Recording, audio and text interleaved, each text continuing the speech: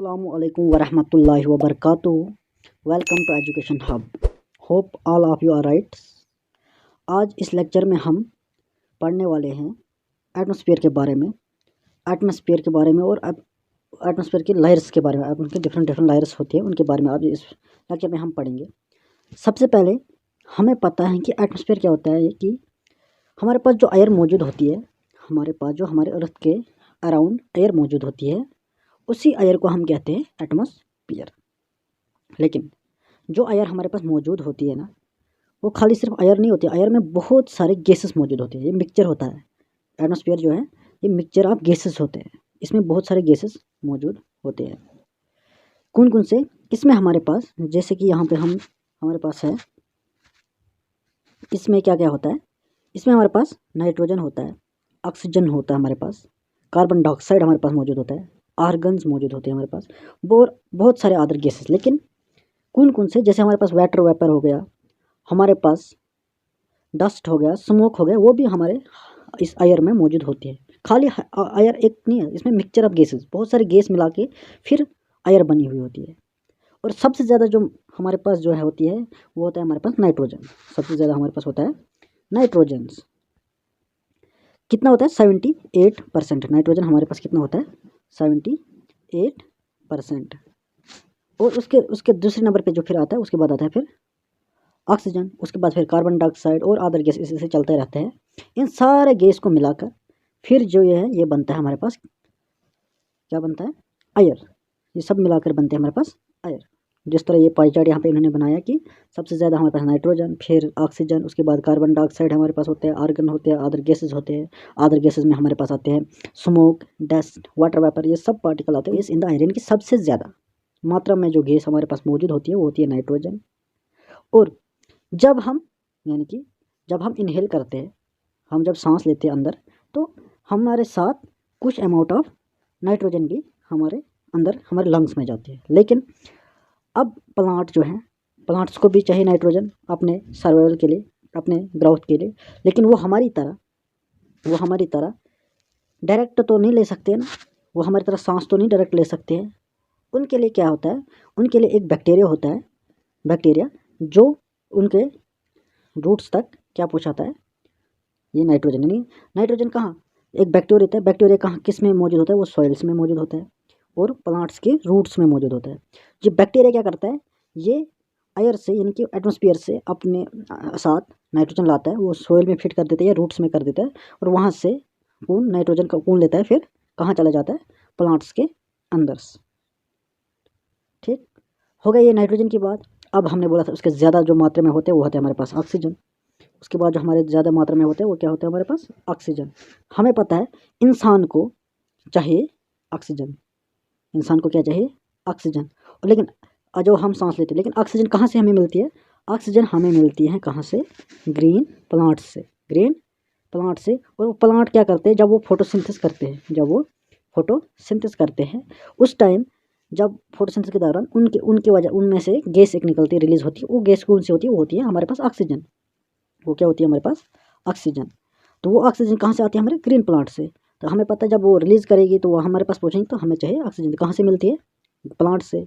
उसकी इसी तरह होता है हमारे पास तीसरा, वो होता है हमारे पास कार्बन डाइऑक्साइड। कार्बन डाइऑक्साइड किन के लिए ज़रूरत है? कार्बन डाइऑक्साइड ज़रूरत है ग्रीन प्लांट्स को। तो वो कहाँ से मिलेगा कार्बन डाइऑक्साइड? वो मिलता है ह्यूमन्स और एनिमल से। जब वो क्या करते हैं ह्यूमन्स और जो रिलीज़ करते हैं कार्बन डाइऑक्साइड, और वो कहाँ जाते हैं? वो जाती है प्लांट के पास। इस तरह इंसान और जो प्लांट हैं, ये आपस में क्या होते हैं? ये एक दूसरे के ऊपर डिपेंड होते हैं। और इसी तरह जो हमारा इन्वायरमेंट है, यानी हमारा एटमॉस्फेयर है, इसमें जो गैस बराबर रहती हैं। जितना हम रिलीज़ करते हैं, उतना ही वो यूज़ करते हैं। कौन? ये होती है हमारे पास क्या? एटमॉस्फेयर। यानी कि सिंपल एटमॉस्फेयर में जो एयर होती है, एयर खाली एक चीज़ से नहीं बनी होती है, एयर बहुत सारी चीज़ों से बनी होती है। इसमें बहुत सारे गैस मिक्स होते हैं, उससे बनती है हमारे पास, बनी हुई है एयर। और हमारे जो टॉपिक है क्या? Different lawyers of atmosphere. यानी कि एटमॉस्फेयर में अलग अलग किस्म के लायर्स जो होती है, स्ट्रक्चर ऑफ एटमॉस्फेयर। हमें पता है कि एटमॉस्फेयर में जो है, हमारे एटमॉस्फेयर जो है, उसमें 5 लायरें हैं, 5 लायर्स। हमारे एटमॉस्फेयर में कितने लायर्स हैं? 5 लायर्स, जिसको मैं यहाँ पे आपको समझाने की कोशिश करूँगा इस डायग्राम में। सबसे नीचे जो होती है, सबसे जो ज़मीन के नज़दीक, वो होती है हमारे पास ट्रोपोस्फियर। इसकी जो एवरेज हाइट हम मानते हैं लगभग वो होती है हमारे पास 13 किलोमीटर।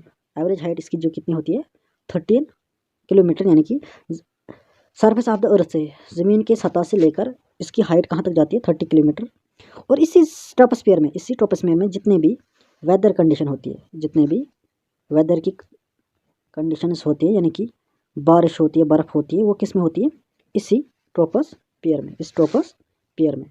और ट्रोपोस्फियर में सारे गैसेस जो मौजूद होती है, हमारे पास क्लाउड बनता है, सब कुछ बनता है, वो इसी ट्रोपोस्फियर में बनता है। यहीं से हमारे पास मौसम चेंज होता है, हमारे पास बारिश की कंडीशन, क्लाउड बनता है, फिर बारिश नीचे आती है, वो इसी ट्रोपोस्फियर के अंदर आता है। इतना समझाया। सबसे नीचे लायर एटमॉस्फेयर, ये ट्रोपोस्फियर, उसमें जितने भी वेदर की कंडीशन है वो इसी में होती है। इसमें बहुत सारी गैसेस मतलब इसी में एग्जिस्ट करती है। जो हवा मौजूद होती है वो इसी की, जो हम सांस लेते हैं, एयर जो हमने अभी पढ़ा, नाइट्रोजन वगैरह सब कुछ मिक्स होती है, वो इसी में होती है ट्रोपोस्फियर में। उसके बाद हमारे पास दूसरी लायर आती है, वो होती है हमारे पास स्ट्रेटोस्फियर। इसकी एवरेज हाइट जो लगभग होती है वो होती है 50 किलोमीटर। इसकी हाइट जो होती है वो 50 किलोमीटर होती है ज़मीन की सतह से, यानी कि सरफेस ऑफ अर्थ से ये कितना हाइट पर रहता है, ये कितनी ऊंचाई पे जाता है, ये 50 किलोमीटर के एक्सपेंड करता है इतना। इसमें दो चीज़ें स्पेशल हमें याद रखनी है। इसमें हमारे पास एक स्पेशल होता है कि इसमें ओजोन लायर होती है, इसमें हमारे पास मौजूद होती है ozone layer. Ozone layer, ozone layer क्या करता है, वो हमें बचाता है, किससे बचाता है, हार्मफुल इफेक्ट जो सूरज की रेज जो आती है, उनसे जो रेडिएशन आती है, हार्मफुल रेज जो आती है, उनसे हमें प्रोटेक्ट करती है, उनसे हमें प्रोटेक्ट करती है। कौन प्रोटेक्ट करती है हमारे पास, वो करती है हमें ओजोन लायर। और ओजोन लायर आप किस में मौजूद है, ये है हमारे पास मौजूद स्ट्रेटोस्फियर में, स्ट्रेटोस्फियर में। और दूसरी चीज़ में याद रखना, जो हम एरोप्लेन देखते हैं, हमारे ऊपर जो एरोप्लेन चलता है, वो एरोप्लेन जो है ना, वो चलती है इसी स्ट्रेटोस्फियर लायर। उसके बाद फिर आती है हमारे पास तीसरी लायर, जो लगभग कितना, जो होती है हमारे पास लगभग 80 किलोमीटर हाइट पर, 80 किलोमीटर हाइट पर जो होती है ज़मीन से लेकर यहाँ तक है, लगभग 80 किलोमीटर की एक्सपेंड करता है ज़मीन से ये। और इसमें क्या होता है, इसमें हमें क्या चीज़ याद रखनी है, इसमें हमें ये चीज़ रखनी है कि जो मेटोराइट्स होती है, जो स्पेस से मेटोराइट्स आते हैं, वो जो आते हैं ऊपर से, वो इस लायर में क्या होती है, इस लायर में वो बर्न अप हो जाती है, इस लायर में बर्न अप होते हैं, और जो ज़मीन पर पूछती है ना, फिर वो एक स्टार के शेप में ज़मीन पर पूछते हैं। ठीक हो गया ये वाला लायर। इसके बाद जो हमारे पास लास्ट लायर होती है, एक मिनट इसको मैं थोड़ा क्लियर कर दूँ। उसके बाद जो हमारी लास्ट लेयर होती, लास्ट नहीं, इसमें फोर्थ लायर, वो जो होती है हमारे पास, वो होती है हमारे पास थर्मोस्फियर। अब थर्मोस्फियर में क्या होता है, थर्मोस्फियर में जो टेम्परेचर है ना, वो हाइट के साथ साथ इंक्रीज़ करता है, रैपिडली इंक्रीज हो जाता है। और इसकी जो हाइट होती है वो होती है 80 तक, तो हमारे पास था क्या, मेसोस्फियर। लगभग इसकी हाइट हो जाती है ज़मीन से लगभग 400 किलोमीटर तक इसकी हाइट बढ़ जाती है। और इसी में जो होते हैं, इसी का एक पार्ट होता है हमारे पास आयोनोस्फियर। आयोनोस्फियर जो है वो इसी लायर का एक पार्ट होती है।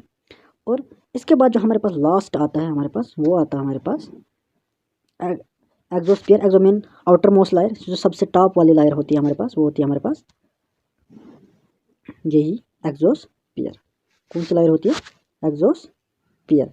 सबसे हाईएस्ट लायर, सबसे टॉप मोस्ट लायर जो होती है, ये होती है। और ये थिन लायर होती है, वेरी थिन लायर होती है इसमें मौजूद, जिसमें हमारे पास गैसेस होते हैं, जैसे हीलियम, हाइड्रोजन गैसेस इसमें मौजूद होती है। और यहाँ से फिर हम क्या करते हैं, फिर यहाँ से हम जाते हैं स्पेस में एंटर कर देते हैं, यहाँ से हम स्पेस में एंटर करते हैं।